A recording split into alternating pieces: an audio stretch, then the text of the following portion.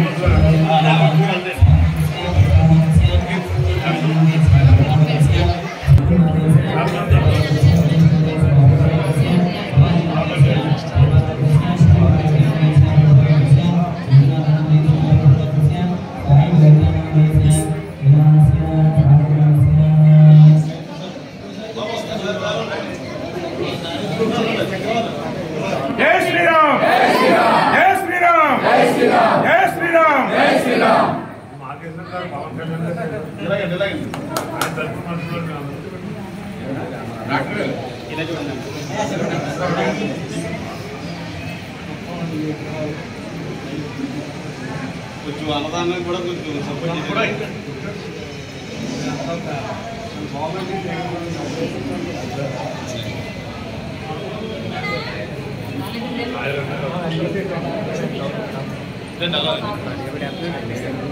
ఎవరు అయ్యా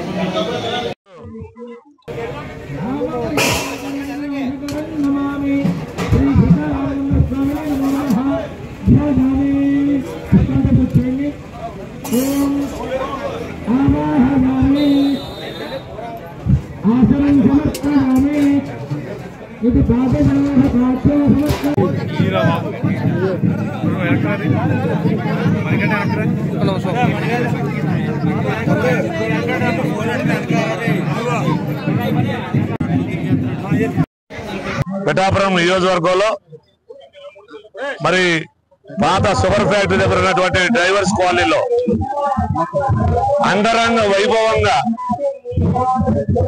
విఘ్నాలు తొలగించే దేవుడు ఆ సిద్ధి వినాయకుల వారిని మరి భారతదేశాన్ని ఒక రామరాజ్యంగా వెళ్ళినటువంటి శ్రీరాములు, సీతాదేవి, లక్ష్మణ, ఆంజనేయ స్వామి విగ్రహాలని, అలాగే షిరిడి సాయిబాబా గారి విగ్రహాన్ని కూడా ఈ రోజు డ్రైవర్స్ కాలనీలో లాయర్ భాస్కర్ రావు దంపతుల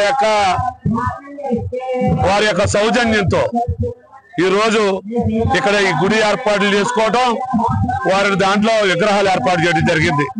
దీని అంతటికీ కూడా ముందుండి అందరినీ సమీకరించుకుని ఈ గుడి నిర్మాణం 2019లో మొదలుపెట్టినటువంటి మాదేపల్లి రంగబాబు గారు, మారేడి రంగబాబు గారు వారి కృషితో ఈ రోజు పిఠాపురం పట్టణంలో ఉన్నటువంటి అందరినీ కలుపుకొని ఈ గుడి పూర్తి చేయడానికి రంగబాబు గారు ఎంతో కష్టపడి ఈ రోజు అత్యంత వైభవంగా ఈ రామాలయాన్ని నిర్మింప చేయడానికి కారకులైనటువంటి రంగబాబు గారికి ప్రత్యేక ధన్యవాదాలు తెలియజేస్తా ఉన్నా.